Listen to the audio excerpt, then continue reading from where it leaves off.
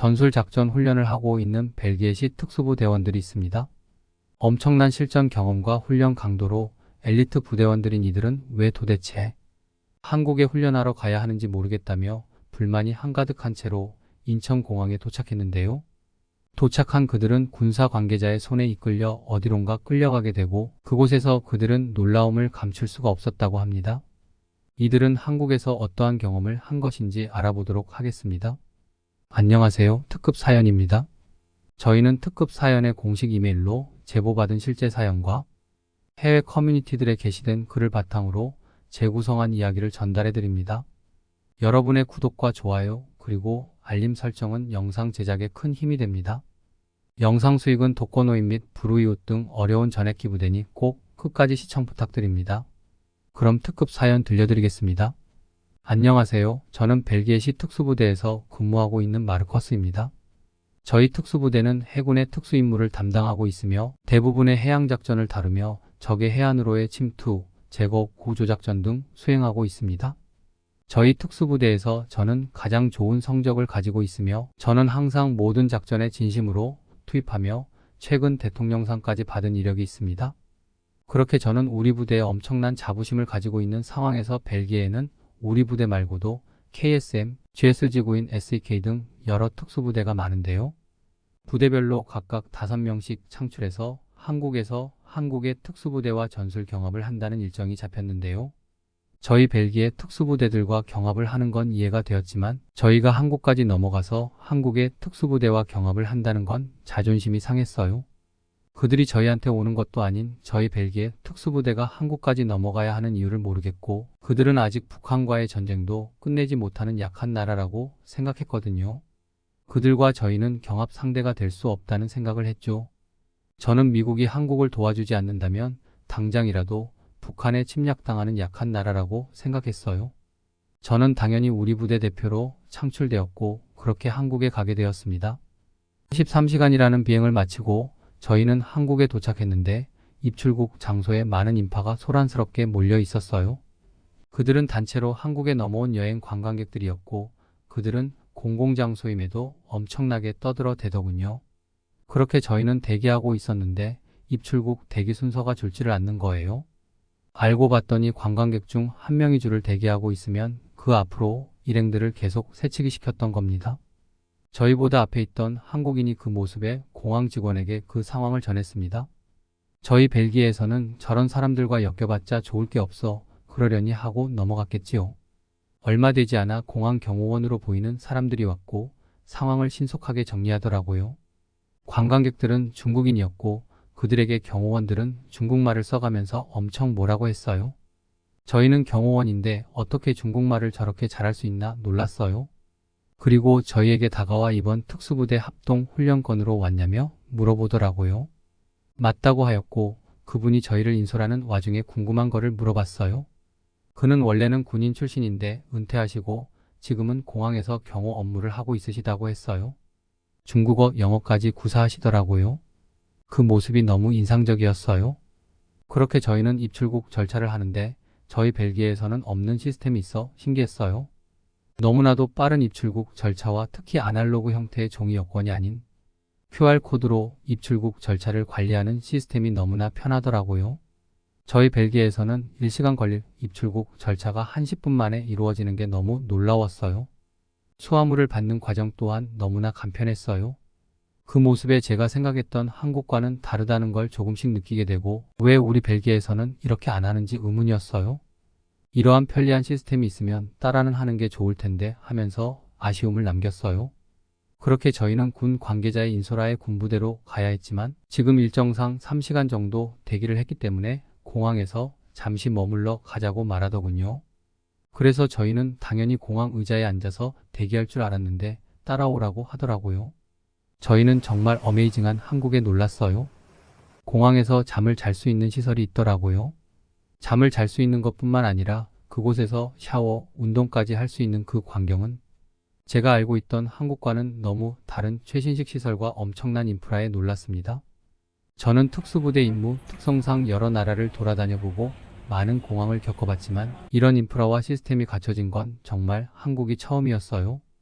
하지만 이런 시설을 이용하기에는 요금이 부담되었기 때문에 관계자에게 저희가 쓰기에는 너무 부담스럽다고 말하였지만 군 관계자는 당연히 이 모든 것은 무료라고 말씀하더라고요. 그 말에 저는 도저히 이해할 수가 없었어요.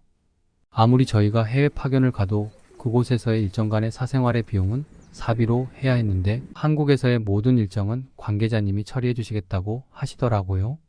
그렇게 저희는 편안한 잠자리와 함께 즐거운 휴식을 취하고 있는 와중에 관계자님께서 식사하고 군부대로 가자고 하시더라고요. 한국에 오면 꼭 먹어야 하는 음식이 있다며 저희를 어느 산골 쪽 식당으로 데려갔어요. 어느 한식당에 도착했는데 식당이 참 허름하고 나무로만 되어 있는 특이한 건물 구조의 형태였어요. 공항에서 엄청난 크기와 현대적인 건물과는 너무 상반되는 그런 건축 방식이었죠. 그렇게 저희는 식당 안으로 들어갔는데 식당 안에는 호수랑 엄청난 나무들이 있었어요. 밥을 먹으러 온 게 아니라 마치 공원을 온 듯한 느낌을 받았어요. 그렇게 저희는 좌석에 앉았고 메뉴가 나왔는데 뚝배기에 닭 한 마리가 있더군요. 저희는 이게 어떤 음식인지 물어봤고 한국에서는 이걸 삼계탕이라고 부른다고 하더라고요. 그 안에는 인삼, 대추 등 체력 회복과 기운을 내주는데 좋다는 재료들과 닭 안에는 찹쌀이라는 밥이 있으니 닭을 다 먹고 국물과 함께 같이 먹으면 된다고 설명해 주셨어요. 그렇게 저는 삼계탕이라는 것을 처음 먹어봤는데 그 맛은 정말 환상적이었어요. 정말 깔끔하면서 담백한 국물과 어떻게 닭 요리를 이렇게 부드럽게 할 수 있는지 신기했어요. 맛도 맛이지만 자연과 함께 먹는 느낌은 아직도 그 기억이 생생하게 느껴집니다. 다 먹고 후식으로 한국 식살 요리인 인절미라는 떡이 나왔는데 이건 정말 어메이징했죠. 그렇게 정말 특별하고 맛있는 경험을 하고 저희는 군부대로 이동하려는 과정의 대원 중 한 명이 핸드폰을 인천공항에서 머물렀던 휴게 공간에 놓고 왔다고 하더라고요. 대원은 그 안에는 아내와 자기 딸 사진이 있다고 잃어버리면 안 되는 물건인데 그걸 잃어버렸다고 엄청나게 슬퍼하고 있었어요. 군 관계자님께서 잠시만 기다리라고 말하고는 어딘가로 전화하더라고요. 그리고 5분 정도 통화를 마치고는 찾을 수 있으니 걱정하지 말라고 말했어요. 저희는 그 말이 이해되지 않았어요. 공항에 핸드폰을 두고 왔는데 어떻게 찾을 수가 있냐고 물어봤고 관계자는 조금만 기다리라며 저희를 진정시켰어요. 그러고는 전화가 왔고 핸드폰을 찾았다고 말하더라고요. 저는 정말 그 말을 믿을 수가 없는 게 아마 저희 벨기에뿐만이 아닐 겁니다. 전 세계 어느 나라를 가더라도 핸드폰을 놓고 왔는데 그걸 찾을 수가 있다는 확률은 거의 없다고 생각할 겁니다. 그렇게 저희는 인천공항으로 다시 이동하고 있는데 관계자님께서 말씀하시더라고요. 한국에서만 있는 조금 특별한 문화인데 한국에서는 남의 물건을 절대 탐하지 않는 문화를 가지고 있다. 카페에서 물건을 테이블 위에 올려놓고 1시간이든 2시간이든 자리를 비워도 그 물건은 사라지지 않을 거다라고 말을 하더라고요. 저는 그 말이 도저히 믿어지지 않았어요. 그리고 인천공항에 도착했는데 정말로 핸드폰을 찾을 수가 있는 겁니다. 그 광경에 도대체 한국에 와서 몇 번 놀라는지 모르겠어요. 그렇게 저희는 핸드폰을 되찾고 드디어 전술 경합 훈련을 하러 군부대로 이동했어요. 아무리 시설과 시스템, 인프라가 한국이 좋다고는 하였지만 군사적으로는 저희가 우위에 있을 거라고 확신에 차고 갔어요. 거기에는 최첨단 시설들과 장비들이 구비되어 있었고 이미 한국 특수부 대원들은 훈련하고 있더라고요. 우리 부대는 한국에서 군사력만큼은 지지 말자는 의지와 함께 전술 훈련이 시작되었어요. 그렇게 한국의 특수부대 2곳과 저희 벨기에 특수부대 3곳은 각각의 거점에서 시작해 서로의 기지를 탈환하는 5팀의 경쟁 훈련이 시작되었어요. 시작된 지 얼마 되지 않아 한국 특수부대팀이 벨기에 KSM 특수부대팀의 거점을 탈환했다는 메시지가 울렸어요. 저희는 이게 무슨 소리인가 당황했어요. KSM 특수부대는 저희와 훈련 성적을 나눌 때 항상 1위, 2위를 다투던 팀이 시작한 지 10분도 되지 않아 한국에 점령당했다는 소리에 저는 긴장했습니다. 생각보다 한국의 군사력이 높을 수도 있다고 생각했어요. 그렇게 저희 팀은 한국의 특수부대 1팀과 대치하는 상황이 벌어졌고 생각보다 그들의 탄탄한 조직력에 감탄했어요. 그들의 움직임은 체계적이면서도 유연했고 그들을 지휘하고 있는 팀장은 실전 경험이 많은 듯한 모습을 보였지만 저희 팀 또한 실전 경험은 밀리지 않았고 대치 끝에 저희 KK 부대는 한국 특수부대 2팀을 제압하였고 그와 동시에 한국 특수부대 1팀도 SEK 특수부대를 제압했다는 소식이 들려왔어요. 그렇게 저희 시팀과 한국 특수부대 1팀만 남았습니다.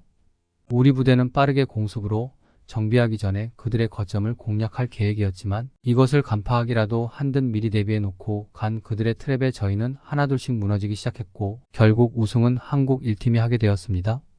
벨기에에서 가장 우수한 성적으로 대통령상까지 받은 저였기에 너무 인정하기 싫었습니다.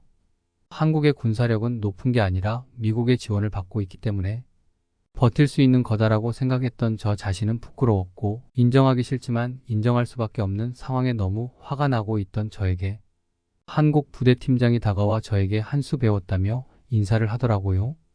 그 모습에 저는 화가 났지만 그들의 깨끗한 페어플레이 정신에 인정을 할 수밖에 없게 되었어요. 그렇게 얕잡아봤던 한국의 저희는 인정할 수밖에 없었고 한국에 대해 과소평가했던 저 자신을 한번 뒤돌아보는 계기가 되었어요. 한국이라는 나라 자체를 존경할 수밖에 없는 일정이었습니다. 시설, 문화, 시민의식까지 배울 게 너무 많은 그런 값진 경험이었습니다. 지금까지 한국의 국방력을 무시했던 벨기에 엘리트 군인이 한국에 와서 국방력뿐만 아니라 다양한 점에서 한국에 대해 다시 알게 된 사연 어떻게 들으셨나요? 오늘의 특급 사연은 여기까지입니다. 본 영상을 보시고 남기고 싶으신 말이 있으시면 댓글로 남겨주시면 사연자분께 전달해 드리겠습니다. 채택되신 분께는 소정의 선물도 드리고 있습니다. 저희 특급 사연은 실제 사연 제보를 받고 있습니다. 구독과 좋아요, 알림 설정을 해주시면 영상 제작에 큰 힘이 됩니다.